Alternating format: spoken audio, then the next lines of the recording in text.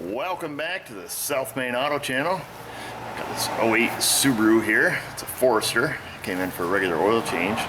The lady said she had a jingly sound underneath it. I'm gonna show you what we found. I'm gonna show you how we fix it.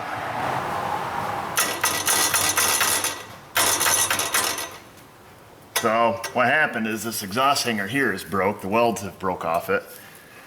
So that's not too big a deal. We should be able to clamp that and weld that on there, no problem, I think.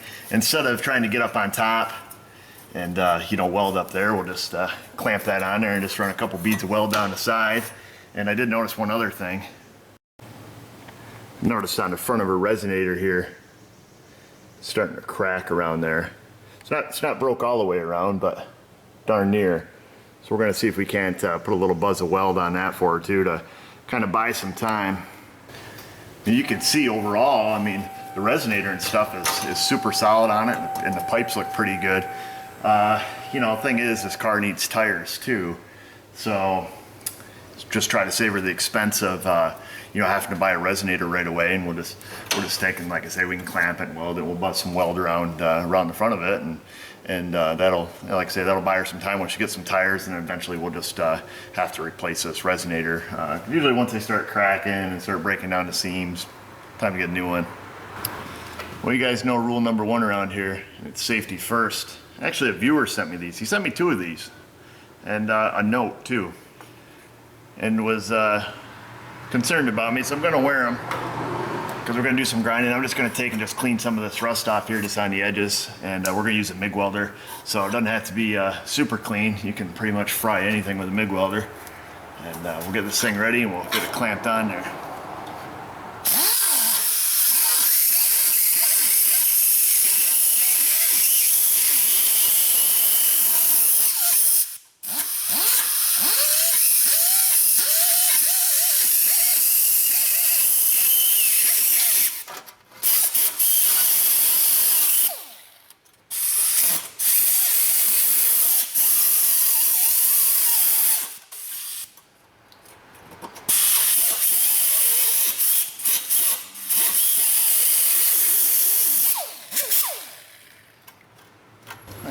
I got that cleaned up a little bit. Just gonna take and grab onto it with a pair of vice grips here.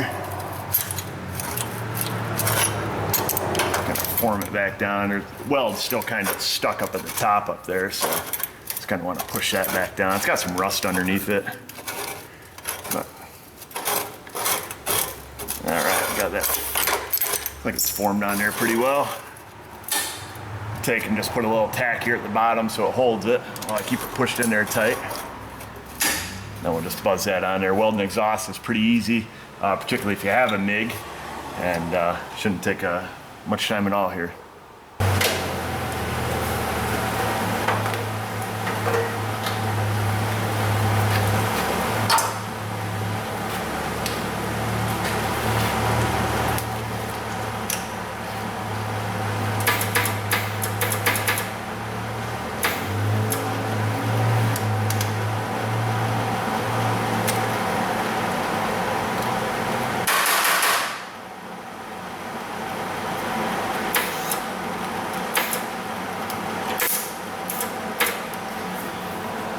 I know you're going to ask, but it's a Mac 135. I think they're made by Miller, so it's it's just like a little 110, nothing real special.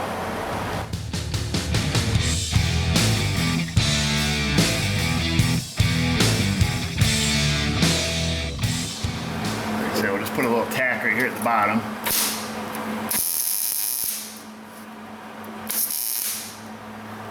That'll hold it for us.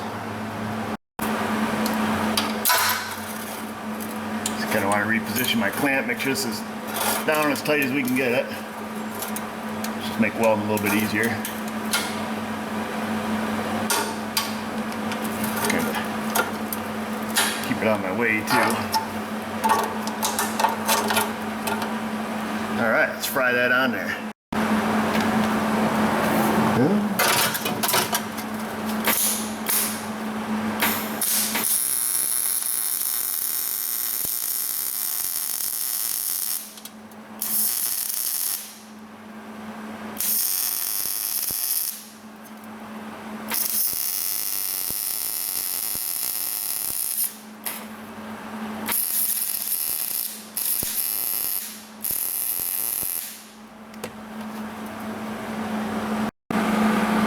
that went pretty smooth. Had the welder set up a little hot, so the weld doesn't look that great. Definitely got some good penetration though. We're gonna have to kick her back a peg for the next one. That pipe's pretty thin. Just gonna do the same thing right on this side. To clamp that down. That one clamped down pretty good over here.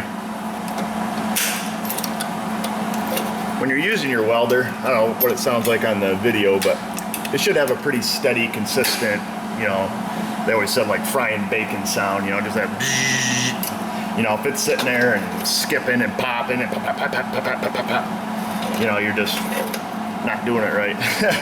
You know, you could have a lot of issues. You could have your wire speed cranked up too high, you know, really dirty, crappy metal, you know, incorrect heat range. You know, you could have your heat, you know, your heat setting too low. Like I say, when I weld this side, the heat was obviously way too high. I didn't think that it would be, but it obviously was. And sometimes when you're welding a lot of different alloys like this, where you've got, you know, stainless and, you know, some kind of aluminumized, you know, mild steel mix, it can get real tricky. All right, we'll tack this on here. Everybody close your eyes.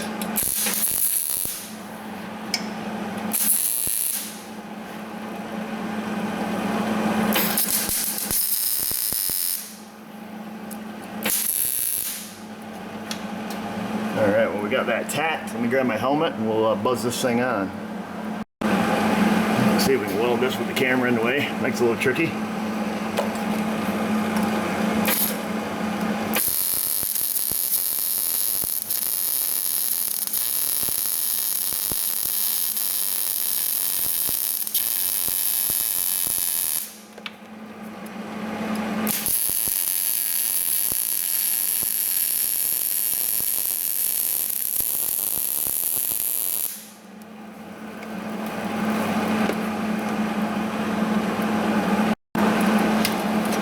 Yeah, it looked a little better through the helmet. Had to, like I say, turn the heat way down on there, but that should definitely hold. I think that'll be good for. You can see that the, you know, the weld more, it penetrates really well, and it doesn't give like that fish scaly look that you typically would get, you know, using a MIG on regular mild steel. And I think it's because it mixes with the base metals. So a lot of times when you're welding stainless, you'll get a bead that looks like that, just kind of like a uniform flowing puddle. I guess is the best way I can describe it. And typically when I'm welding stainless or, you know, doing any projects that are made out of stainless and using stainless wire, your weld will look like that instead of that really like stacked up set of nickels that you typically would get. But you can see now we fix this for, you know, in just, you know, a matter of a minute. So that went pretty easy. As you can see, MIG welders are great because you don't even really need that much skill to, you know, to really get one and just start welding. You know, you can get one and do a little research on it. And I've never had any formal welding training or anything, but you start, you know, messing around with little projects and do a little poking on YouTube and, you know, read some good books, and you can pretty much, anybody can learn how to MIG weld. I think it's a lot easier than using, you know, like a TIG, or quite often when I'm doing exhaust, I'll gas weld them. And you know, particularly if it's in a really tight spot where you can't get on top of the pipe with a MIG, I just gas weld them, you know, with the torch and filler rod, and just, you know, fry a welder on there. This alloy pipe, you know, with a lot of, you know, alloy or stainless or, you know, whatever it's made of, non-ferrous material, it's hard to gas weld because if anybody's ever tried to cut stainless with a cutting torch, you know what I mean, it just gets like sticky. It doesn't, you know, it doesn't oxidize, so the torch doesn't work. So yeah, so with this one, I'm just going to take and I'll use like my little cutoff wheel, just go around it and see if we can't kind of deepen that groove a little bit, and use a gasket cleaner to shine it up just a smidge, and we'll fry that on there. And like I say, to get this lady some time, let her buy her tires and stuff, and not have to worry about this thing falling off and hitting the road.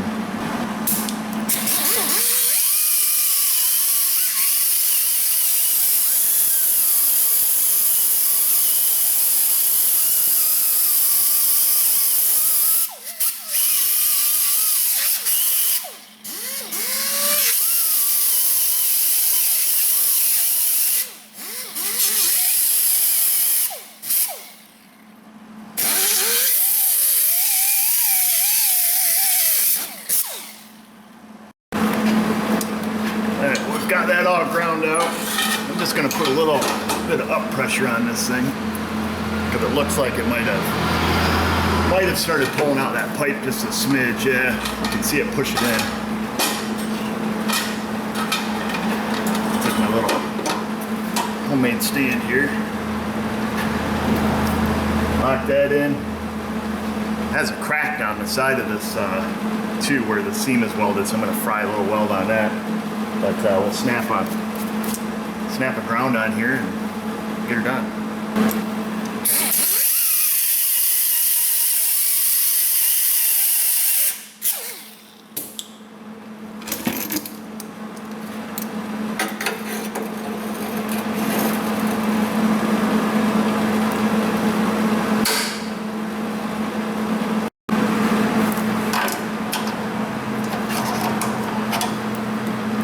Gotta have a good ground. I mean, that's one of the best things. That'll really screw up your welding too. If you got a poor ground, and always try to keep your ground as close to your work material as possible.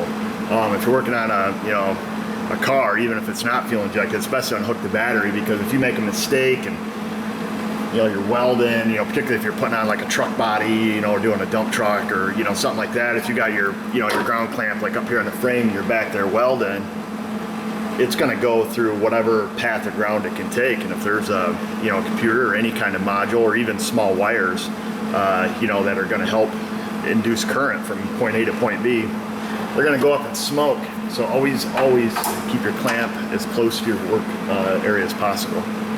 Now this side here is a little bit heavier material. We might have to crank the heat up, and I'm going to start welding it on a low heat and see what we have. I'm gonna put a couple little tacks on it here, and then we'll buzz that on here real quick for her.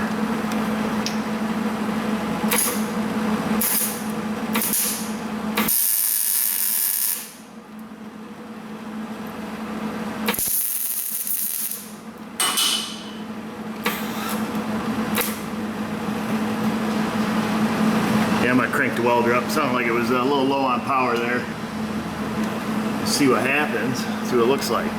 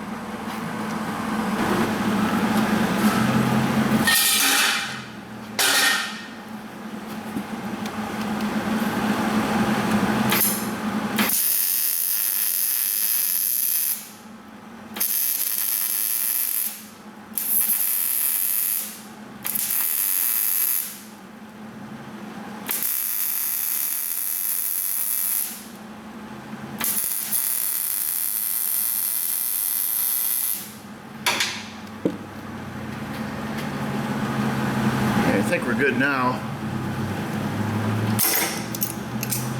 Yeah, it ain't the best looking welds in the world, because like I say, the material that we're mixing it with, but you're only as good as your base material that you're welding to, and I've discovered. And like I say, this seam on this resonator is all welded all the way across, and it had a split. It had a crack in it about however long that is. I'll show you. Yeah, like I said, it doesn't take much to buzz it on there, but you can see when your weld gets a bunch of those little pinholes and stuff in it. You know, that's because we're welding, you know, I mean, we're welding crappy, dirty metal. It's got, you know, rust and everything in it. It'll pop and snap and put holes in it. The other thing that'll cause that is when you're shielding gas, you know, like if you have your nozzle on your welder too far away, it'll make that happen. But this here is just clearly because of, you know, contamination. So not a huge deal. And you can see here on this side here, we had to, you know, just kind of weld along that seam because this muffler is factory welded across that seam, or that resonator. And you can see that, you know, this was all split out through here and then broke down around and up and around there, but not too big a deal. Like I say, it's not gonna, won't win a beauty contest, but it will definitely solve the rattle issue, which is what we came to do, and you know, buy this lady some time because it's very obvious she needs tires more than she needs a resonator. Well, that's it, viewers. That's a pretty quick and easy fix, and it'll save a bunch of money, you know, for that lady. Because like I say, it's, you know, I think it's more important that she gets tires, and, you know, we really fuss about, you know, welding or changing out that resonator when really it's pretty solid. You know, we threw a couple little beads of weld on it. It'll be good for a while, in my opinion, at least till, you know, she gets tires and, you know, gets them all paid for, and then, you know, at some point if that breaks, well, so be it. You know, we hardly have any time at all into it, and we're able to fix it up. You can see I got a couple MIG welders. They're both pretty old. I think they're both made by, I think Miller Welders makes Mac welders, because anytime I need to get parts for them, you know, liners and things of that nature, they don't really break that often. I always just get them for a Miller welder, and everything fits. So that's good. And I picked both of these up used, honestly. I think I only paid like $150 for that 165 amp, and I got that one for just a few $100s. I just picked them up used, and they work fabulous. You can just buy a little cart and throw them on it, and buy a tank, and you can do a lot of little projects. So I think if I was going to buy one welder, like if I was had an at-home shop or something, you know, as long as you're not welding up big farm equipment and stuff, this will handle, you know, 3/16, maybe 1/4 inch. You know, you're getting kind of on the edge of what it could really do. You know, it has the duty cycles pretty low on it, so if you're welding at full capacity, the thing's going to trip off, and I don't know what the duty cycle is, 20% or something. So, you know, 2 minutes straight out of a 10-minute weld, it's gonna kick the welder off, thermal protection, and shut it down. So I would say if you're doing like 3/16 or lighter, you know, I would get a little 110 welder, and they're super handy. I mean, I used it in my one Dodge video. I'll put a link into that, where I got all the broken bolts out of the head, and I don't do a lot of fabrication here. I used to work at my dad's shop, and we always put on big truck bodies, and we worked on, you know, huge farm equipment, so we were always welding up, you know, like big loader, you know, excavators, and, you know, all kinds of stuff. We're always doing some kind of welding project, whether it's putting on a, you know, a plow frame on a 10-wheeler, or if it was, you know, putting dump bodies on, or, you know, we're stretching frames, you know, taking day cabs and turning them into, you know, dump trucks, and, you know, things of that nature. So used to do a fair amount there, but it's been a lot of years. But, you know, MIG welding is like I say, it's pretty easy. It's probably the easiest form of welding I think that you can do. You can pretty much buy one, pick it up. If your metal's clean, there are some things that will, you know, affect it, but you can see even on some old, you know, rusty, crappy pipe, it still welds, you know, pretty decent.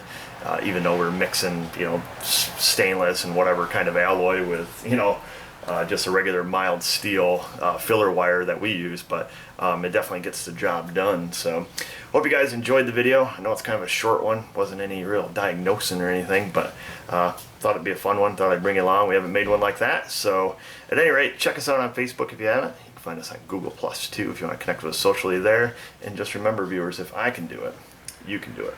Thanks for watching.